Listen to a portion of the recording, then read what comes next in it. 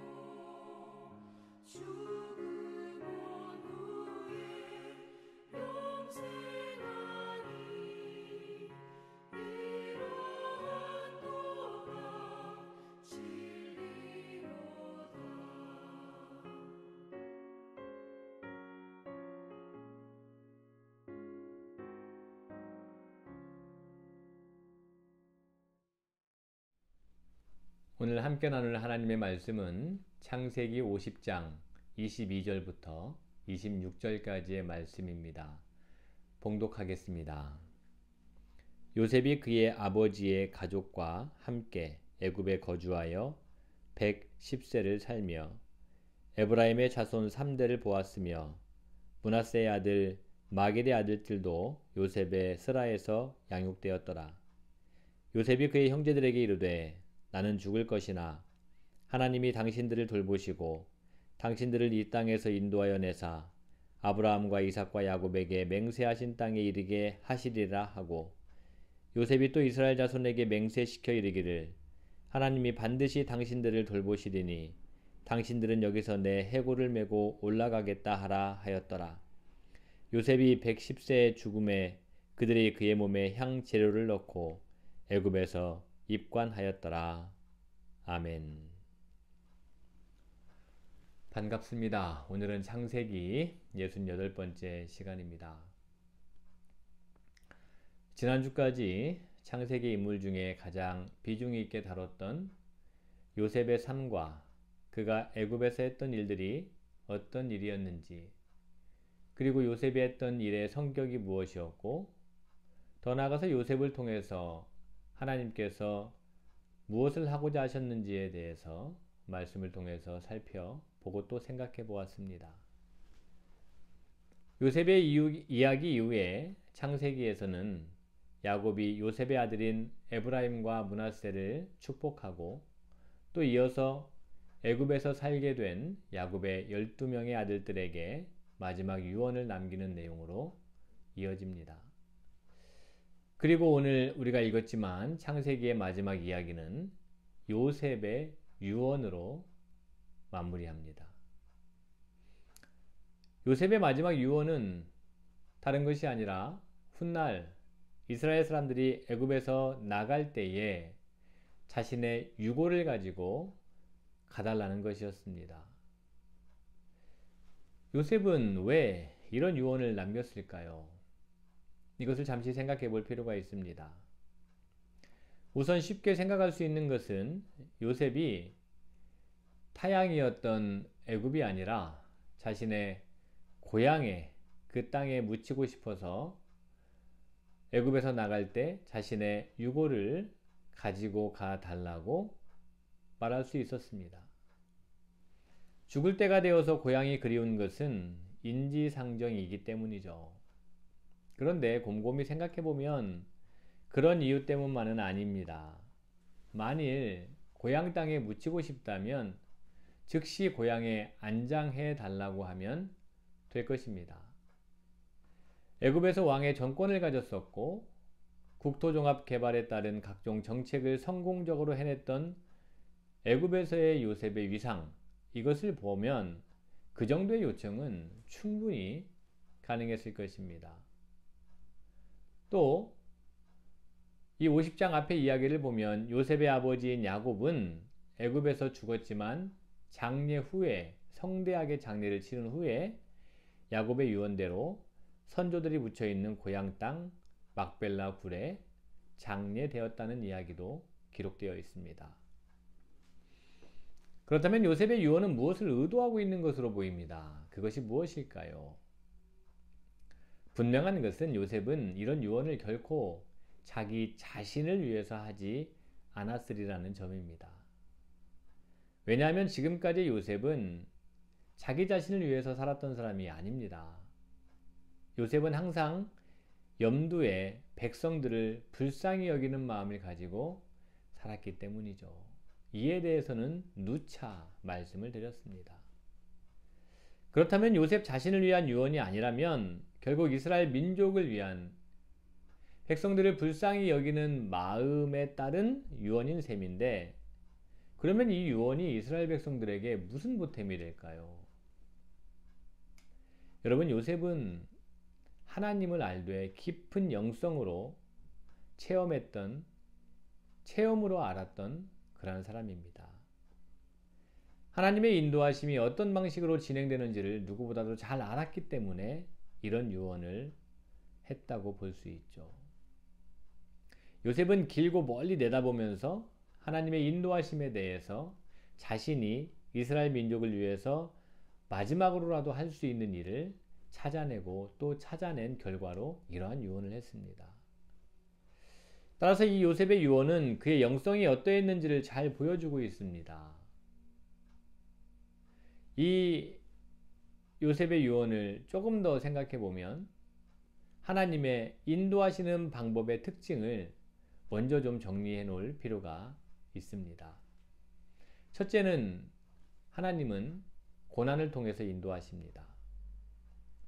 고난은 하나님께서 인도하실 때 두드러지게 나타나는 방식입니다. 고난을 통해서 하나님께서는 하나님의 사람들을 만드십니다. 이스라엘 민족의 조상이었고 믿음의 조상이었던 아브라함의 경우를 다시 생각해 보면 아브라함은 갈대아 우르에서 살았죠. 그런데 하나님께서는 그 아브라함을 본토 친척 아비집을 떠나서 하나님께서 지시할 땅으로 가라고 요구하셨습니다. 우리는 아브라함이 훗날 어떻게 살았는지를 잘 알기 때문에 하나님의 부르심이 큰 복이다 라고 생각할 수 있을지 모르겠지만, 당시에 나그네가 된다는 것은 가장 큰 고난의 길을 말합니다. 또 지시할 땅은 가나안이었는데요. 가나안은 사실 세계에서 다시 찾아볼 수 없는 가장 고난의 땅이라고 해도 과언이 아닙니다. 이런 고난의 이야기는요, 이삭과 야곱과 그리고 요셉으로 이어집니다. 요셉은 형들에 의해서 종으로 팔려와서 비참하게 노예 생활을 했었죠. 또 누명을 썼다는 것을 알았지만 자신이 감옥을 가야 된다는 것을 감수했습니다. 이처럼 요셉은 고난의 과정을 통해서 하나님께서 사람을 어떻게 다루시면서 만들어 가시는지를 잘 경험으로 알았습니다. 그래서 요셉은 죽어가면서 하나님께서 반드시 당신들을 돌보시리라 라고 말하고 있는 거예요. 고난을 당하고 있는 순간에는 마치 하나님께서 돌보시지 않고 버리셨다라는 생각이 들면서 더 힘들어질 수 있기 때문입니다. 고난도 힘들지만 버림받았다라는 그 느낌은 사실 더 힘들죠. 요셉은 이것을 누구보다도 잘 알고 있었습니다. 그의 유언 중에 이 표현이 그것을 말해주고 있습니다. 두 번째, 하나님께서 인도하시는 방법은 침묵입니다. 고난이 더 힘든 것은 그 고난의 시간 동안 하나님은 침묵하고 계시기 때문이에요. 고난의 이유, 고난의 기간, 이런 것들에 대해서 아무런 설명이나 위로의 말씀이 없으십니다. 이 침묵은 거듭되는 고난 속에서 버림받은 느낌으로 다가옵니다. 하나님께서 나를 버리셔서 내가 이런 어려움을 겪는구나 라는 생각에 시달릴 수 있죠. 심해지는 고난과 하나님의 침묵은 서로 마치 잘 어우러져서 상승작용을 일으키면서 더 힘들게 만듭니다. 그런데 이런 긴 침묵의 시간은 하나님의 인도하시는 방법인데, 왜냐하면 이 시간이야말로 자기 발견의 시간이 되기 때문입니다. 이 침묵의 시간을 통해서, 고난과 함께 버무려지는 이 시간을 통해서 하나님 앞에서 나의 존재란 나는 버림받아 마땅한 자, 그러한 자로서 스스로 발견되어지기 때문입니다. 세 번째, 하나님께서 인도하시는 방법은 매우 긴 시간이 필요하다는 겁니다. 고난과 침묵의 시간은 생각보다 길게 이어집니다. 요셉은 이스라엘에게 그 시간이 수백여 년 걸리라는 것을 알고 있었습니다. 그래서 그는 이렇게 말하고 있는 거예요. 나는 죽을 것이지만 하나님이 당신들을 돌보시고 당신들을 이 땅에서 인도하여 내사 아브라함과 이삭과 야곱에게 맹세하신 땅에 이르게 하시리라. 이어서 요셉은 이스라엘 사람에게 이렇게 맹세를 시켰습니다. 하나님이 반드시 당신들을 돌보시리니 당신들은 여기서 내 해골을 메고 올라가겠다 하라. 요셉이 자신의 시신을 미라로 만들어 보관하다가 후일 애굽에서 나갈 때 갖고 가라고 말하는 이유는 자신의 시신을 일종의 약속 성취의 담보물로 내놓겠다라는 뜻입니다. 하나님께서 돌보셔서 반드시 이스라엘 민족을 이 애굽 땅에서 고난의 시간, 침묵의 시간, 긴 시간이 있은 후에 내보내실 텐데, 그때 자신의 해골을 꼭 들고 가라고 하면서 그 애굽에 탈출할 때를 기억하며 살라는 거죠. 힘들고 긴 고난의 시간과 하나님의 침묵의 시간들을 보내면서 하나님의 약속이 성취되리라는 이 소망마저 사라지고 방황과 갈등의 시간들이 이어질 때 요셉 자신의 시신을 보면서 이스라엘 사람들이 하나님은 반드시 약속을 지키시는 분이야 라는 것을 기억하라는 뜻입니다. 이처럼 요셉의 유언을 생각해 보니까 하나님의 사람이 얼마나 위대한 일을 할 수 있고 위대한 생각을 할 수 있는지 새삼스럽게 느껴집니다. 사랑하는 양무리 여러분, 요셉의 유언은 단지 이스라엘 민족만을 위한 유언이 아닙니다. 성경 전반에 담겨진 하나님의 뜻이기도 합니다. 인생의 때에 고난이 있습니다.